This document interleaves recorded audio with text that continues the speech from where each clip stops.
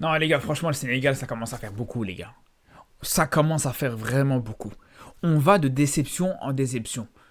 Match après match avec cette équipe du Sénégal, on va de déception en déception, je vous dis la vérité. Et les déceptions, j'ai l'impression, elles sont de pire en pire, en vrai. Parce que ça a commencé, bien sûr, à la CAN. Mais à la CAN, en vrai, tu te fais éliminer par cette équipe de Côte d'Ivoire qui était en état de grâce pendant cette Coupe d'Afrique. Il n'y a pas de problème, ça peut arriver, il n'y a aucun souci là-dessus. Moi-même, j'étais le premier à être indulgent avec cette équipe du Sénégal. Certes, voilà, c'était une défaite, une élimination qui était évitable, mais voilà, c'était à la CAN, c'était contre la Côte d'Ivoire, c'était contre une très belle équipe, c'était contre le futur champion en titre, c'était contre, par définition, la meilleure équipe du continent, et c'est contre une équipe qui, encore aujourd'hui, est en forme et dans une très belle forme. Donc il n'y a pas de problème. Ça peut arriver de se faire éliminer à la CAN, et voilà. Mais juste derrière, la CAN se termine. Premier match contre le Gabon, bon, ça va. T'arrives à te relever, tu gagnes 3-0 contre le Gabon, ça se passe très bien. Et puis c'est là où ça recommence. Et c'est là où les déceptions elles ont commencé. C'est là où vraiment pour moi, cette équipe du Sénégal elle a commencé à s'enfoncer. On passe d'une victoire un petit peu compliquée contre le Bénin. Une victoire 1-0, une victoire très compliquée. Match d'après, mois de juin. Sénégal-RDC. Match de qualification pour la Coupe du Monde. Tu te fais accrocher par cette équipe d'RDC. Mais bon, allez tranquille, on va dire que c'est la RDC. Match d'après, contre la Mauritanie, t'as beaucoup de mal. Tu te fais mettre en difficulté contre la Mauritanie, même si tu finis par gagner 1-0. Et là, encore une fois, contre le Burkina Faso, tu te fais accrocher par le Burkina Faso. Alors pour moi, là, il n'y a pas d'excuse. Parce que, comme je vous dis, la RDC, tranquille. Demi-finaliste de la dernière CAN, une belle équipe de RDC, il y a de la qualité dans cette équipe, etc. Mais là, contre le Burkina Faso, t'as pas le droit. T'as pas le droit de te faire tenir en échec par une équipe du Burkina Faso, je suis désolé les gars. T'es à domicile, tu joues contre le Burkina Faso, t'as aucune excuse. Avec tout le respect qu'on a pour le Burkina Faso, le Sénégal doit gagner tous les jours dans ce match. Mais après, ce qui est rassurant paradoxalement, c'est que c'est toujours les mêmes problèmes. On peut clairement mettre le doigt sur les problèmes. T'as certaines équipes qui arrivent pas, qui ont un petit peu de mal, mais tu t'arrives pas à trouver ce qui va pas. Je pense à l'Algérie par exemple. L'Algérie, c'était beaucoup plus compliqué de définir tel et tel problème. De savoir vraiment quel était le problème concret et réel de l'Algérie. Là où le déclin il avait commencé avec l'époque de Belmadi. C'était vraiment beaucoup plus flou parce que de match en match, malgré certaines défaites, les défaites n'étaient pas toujours de la même manière. Les problèmes étaient pas toujours au même endroit. Bref. Mais là, pour le Sénégal, le problème, il est manifeste, on le voit, il est devant nos yeux. Il y a deux problèmes importants pour moi dans cette équipe du Sénégal. Alors, la bonne nouvelle, avant de parler vraiment de ce qui va pas et des problèmes, des choses un petit peu négatives, mais la bonne nouvelle, c'est le retour de Mané, et le retour pas n'importe comment. Vraiment un retour en forme, les gars. Franchement, Mané, il m'a agréablement surpris dans ce match contre le Burkina Faso. Pour le coup, c'est l'une des satisfactions dans ce match.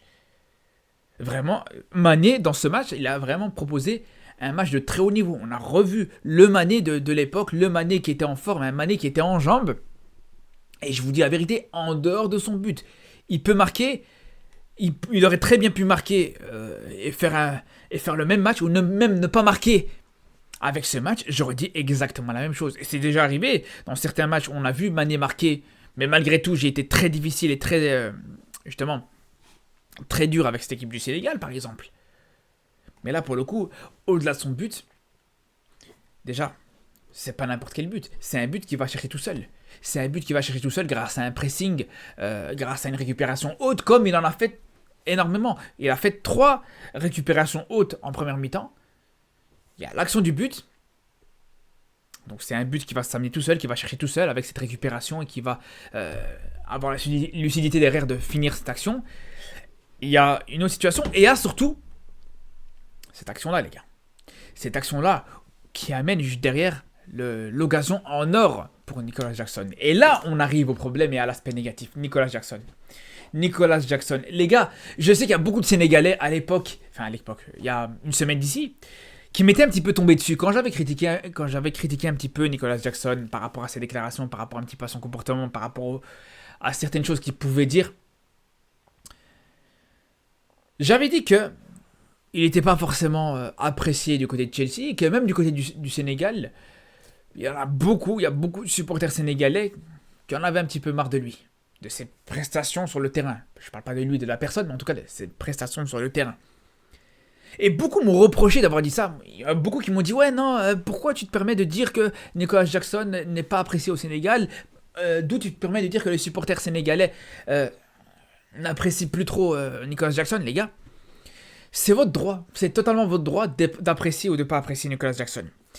Mais ce qui est sûr et certain, c'est que c'est tout à fait mon droit de dire aujourd'hui que c'est un joueur qui répond pas du tout aux satisfactions et aux exigences avec cette équipe du Sénégal. C'est un joueur très décevant. C'est un joueur qui montre énormément de limites quand il joue avec cette équipe du Sénégal, les gars.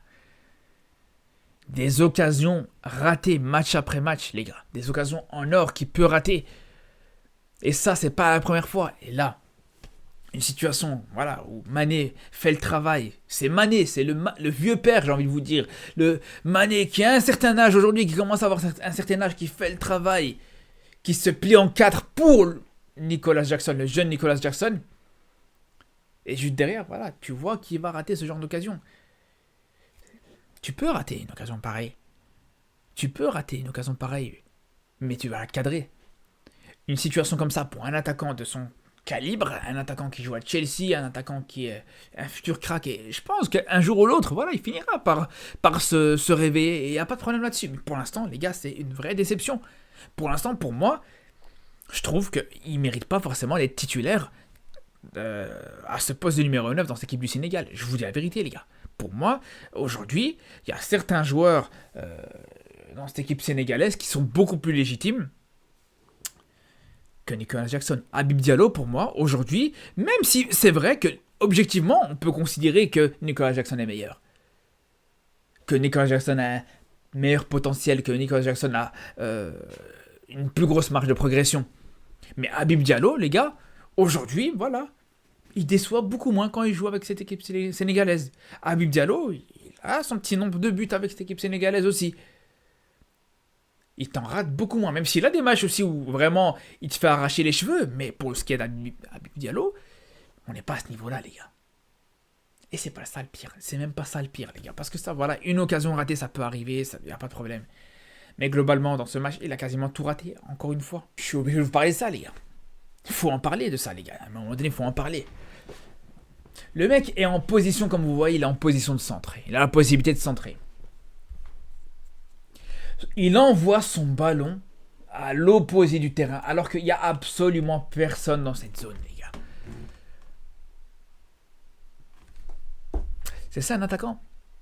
C'est ça un attaquant qui sent, qui a le sens du but, qui a des réflexes dans la surface et tout ça. Les gars, il t'a envoyé le ballon dans une zone où il n'y avait absolument personne. Il avait 3 possibilités. Parce qu'on peut me dire, ouais, non, mais c'est un numéro 9, c'est pas forcément sa spécialité de pouvoir réaliser des bons centres. Ça peut s'entendre. Il n'y a pas de problème, ça peut arriver, bien sûr. Tous les attaquants n'ont pas forcément cette qualité de centre. Mais par contre, les gars, quand t'as 1, 2, 3 joueurs à côté de toi, 3 joueurs. Enfin, c'est même pas que t'as 3 joueurs à côté de toi, c'est que les 3 seuls joueurs, les 3 seules solutions que t'as, c'est des solutions facilement trouvables avec une passe courte. Donc à ce moment-là, quand tu vois qu'il a ces 3 possibilités-là et que tu vois qu'il donne toute sa vie pour mettre un centre au 3e poteau, comme on dirait, les gars, c'est pas possible. C'est là où on se rend compte que vraiment il y a un vrai problème avec Nicolas Jackson. Et c'est pour ça aujourd'hui, voilà, que je trouve qu'Aliou Cissé, d'une certaine manière, pour moi, il a sa responsabilité. Il a sa responsabilité, on peut dire ce qu'on veut, il a une responsabilité énorme par rapport à ça, Aliou Cissé. Il faut dire la vérité, les gars. Aujourd'hui, continuer à titulariser un Nicolas Jackson après toutes ces désillusions, ça devient vraiment compliqué. C'est pas le seul problème.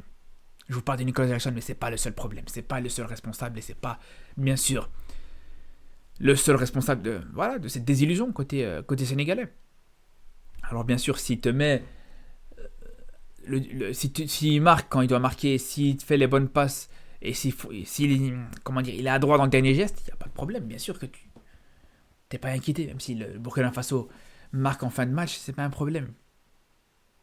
Mais bon, on va dire, c'est pas le seul responsable. Il faut parler de la défense, les gars. Au bout d'un moment, la défense sénégalaise, elle commence vraiment, vraiment, vraiment à poser problème. Faut dire la vérité. On se rend compte qu'il y a de grosses, grosses limites dans cette défense centrale, les gars. On se rend compte que, pour ce qui est, déjà, on va commencer par Abdoulaye Seck. Il a fait une bonne CAN. Franchement, à la CAN, il m'a agréablement surpris. Vraiment. Il a fait une très bonne CAN. Il s'est bien révélé pendant la CAN, il n'y a pas de souci là-dessus. Mais là, depuis la CAN, depuis que la CAN elle s'est terminée, franchement, pour moi, il n'a pas sa place pour être titulaire. C'est un joueur qui peut dépanner. On l'a vu à la CAN, il peut dépanner quand il faut jouer dans une défense à 3, quand il faut faire ce genre de choses. Mais là, dans ce contexte-là, non, franchement, ce joueur est limité. Il est limité, les gars. La relance, elle est exécrable. Exécrable. Autant, pour le coup, à la CAN, il était bon dans ce registre-là. Il faisait le travail. Mais là, dans ce match-là, il y a 2 erreurs de relance qui auraient pu coûter très cher à cette équipe sénégalaise. Ça, c'est une première chose. Mais bon, c'est pas le plus gros problème. Encore une fois, et c'est pas le seul responsable. Pour moi, c'est les 2 défenseurs centraux. Je vous ai parlé d'Abdoulaye Seck, mais Koulibaly, les gars, faut ouvrir le dossier, les gars. Faut ouvrir le dossier Koulibaly. Koulibaly, les gars, j'ai un grand respect pour ce défenseur, pour sa carrière, pour tout ce qu'il a pu proposer. Mais les gars, pour moi, il est en train d'arriver sur la fin de sa carrière. Pour moi, là, il devient de moins en moins légitime à être titulaire dans cette équipe sénégalaise. On s'en rappelle à chaque fois, quasiment à chaque match, ou allez, on va dire sur une moyenne d'un match sur 2, le mec, tu le vois, il est responsable soit d'un but, soit tu vois qu'il est limité. Pas forcément responsable d'un but, j'exagère. Mais en tout cas, tu le vois quasiment à chaque match se faire avoir sur un coup de pied arrêté. Quasiment à chaque match, tu le vois se faire dépasser totalement sur le coup de pied arrêté. Et moi, je vous dis ça, franchement, là, les gars, c'est grave. Koulibaly, est-ce que vous avez vu la taille du gars? Koulibaly. L'ampleur du gars sur le terrain, moi-même, je suis en face de lui, il me prend au marquage. Et je lui dis, tiens, va au ballon, moi je te laisse tranquille. Je te dérange même pas, je te casse même pas la tête, vas-y, fais ce que t'as à faire. Et lui, non, lui, il y va pas. Et quand il y va, il se fait dépasser. C'est pas normal, les gars. Et il y a eu 3 situations dans ce match où il s'est fait dépasser sur des coups de pied arrêtés. 3 situations où il s'est fait avoir sur des coups de pied arrêtés, les gars, c'est pas normal. C'est pas celle-là, c'est celle-là. Par exemple, sur celle-là où t'as un attaquant burkinabé qui saute plus haut que lui. Par exemple, 3 fois t'as des situations comme ça. C'est pas normal, les gars. C'est pas normal. Alors sur le but, c'est pas de sa faute. Je dis pas que sur le but, c'est de sa faute. Sur le but, c'est pas le responsable. Mais c'est Abdoulaye Seck en première attention qui est responsable.